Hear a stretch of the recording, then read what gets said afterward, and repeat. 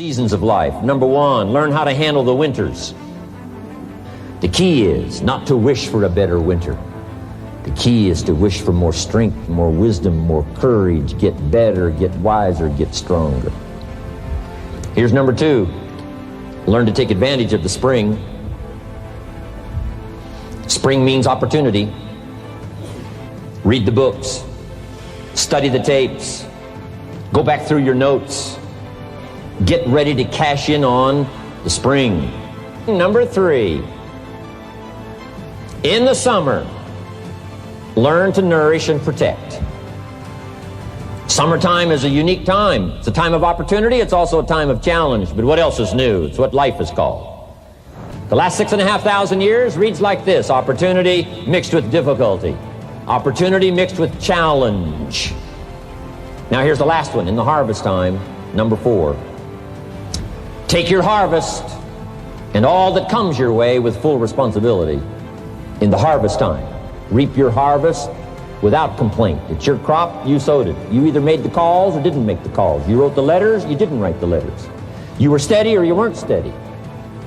You did it or you didn't do it. You put together a good day or you didn't put together a good day. Take responsibility when the harvest time finally comes and say, hey, it's my crop. Got to take responsibility for it. I do not complain.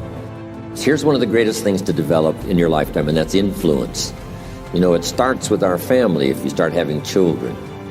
But it also starts in school, teaching your kids to be influential, to try to persuade, others to do the right thing, go the right direction, read the right books, forget the temptations that might take you the wrong direction. Ambassadors of good thinking, ambassadors of, positiveness, ambassadors of virtue, ambassadors of, building your life, laying the foundation for things to come, ambassadors of developing purpose, objectives, ambassadors of citizenship, community, team spirit.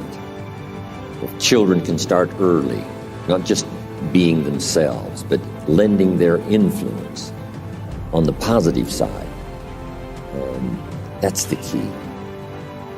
By helping others, we help ourselves. There's an ancient phrase, here's what it says: if you try to save your life, you will lose it. But if you will lose your life, meaning if you will invest your life, that's the best way to save it and to multiply it many times over. So you do me the greatest honor here by coming and letting me invest a piece of my life into your life.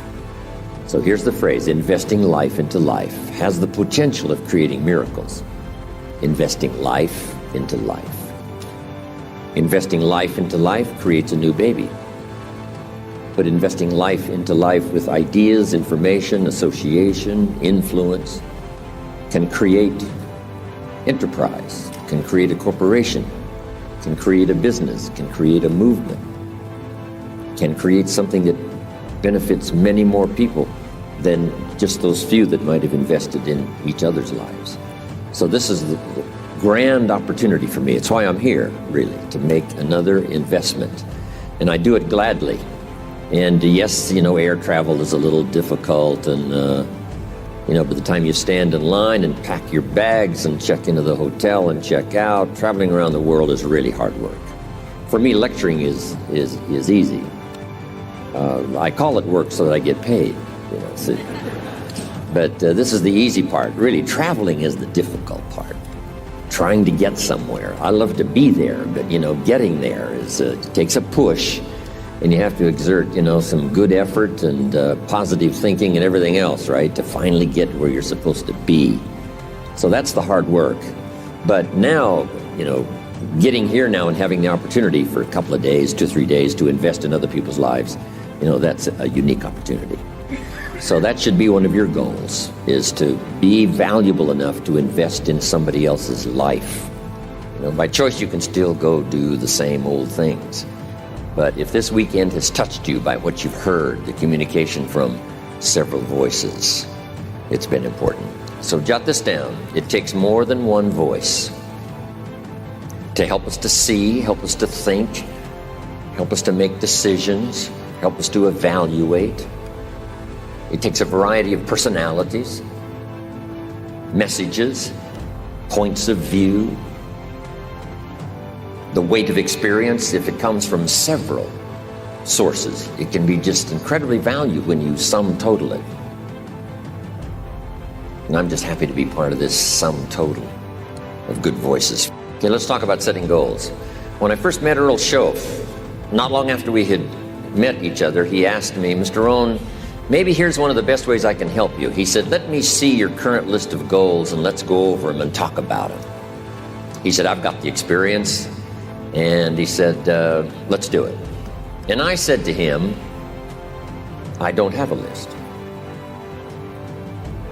He said, wow, you don't have a list of your goals? I said, no.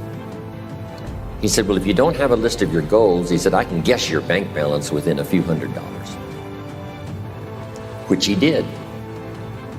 And I thought, isn't that something? Then I said to him, you mean if I had a list of goals, it would change my bank balance? He said, drastically. So that got my attention. And all those years ago, I learned how to set goals. The promise of the future is an awesome force. We look back for experience, but we have to look forward now for inspiration. And what gives us inspiration to get up in the morning and do our job, learn skills, develop all that we can possibly be, is the promise of the future. And it can be so powerful that it can overwhelm any adversary you might have, any difficulties you might have. Here's a key phrase: reasons make the difference in how your life works out. Reasons make the difference in your appetite and zest for taking on the challenge, doing the job, becoming successful. Mr. Schoaf said, if you have enough reasons, you can do the most incredible things. You can get through the most difficult day. You can overcome the most unbelievable challenges if you have enough reasons. And so he said to me, if you haven't got a list of your goals, Mr. Rohn, it's probably because you don't have enough reasons. He said, I'm sure since I've met you, you have enough intelligence. And he said, you have enough good health. And he said, you have, all of those things working for you. But here's what you must work on now, is to have enough reasons. Looking into the future, developing reasons.